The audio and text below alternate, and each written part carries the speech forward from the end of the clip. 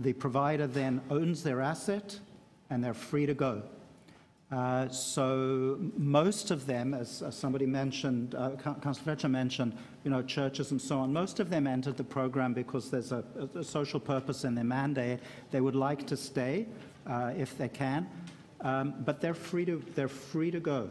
So we have to try to work out a relationship that doesn't diminish the stock of affordable social purpose housing in the city.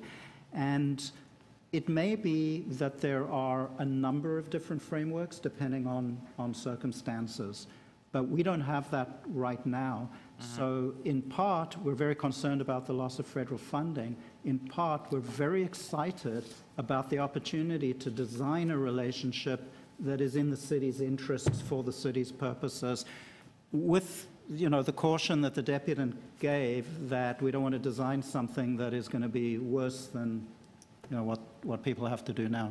Oh. So in other words, it's a double whammy of sorts. One is the expiry of the various operating agreements, and then a consequence being that it starts peeling off the affordable units within those, and that's something that we that is a staff to move quickly to make sure that. Yeah, that's what we want to avoid. On the capital side, for the 240 nonprofits, is there not a piece within a rent?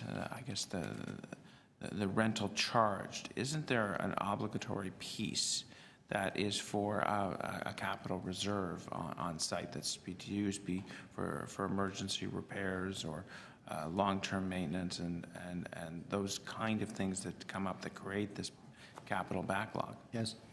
So one of the conditions of the agreements that they entered into was to contribute every year into a capital reserve.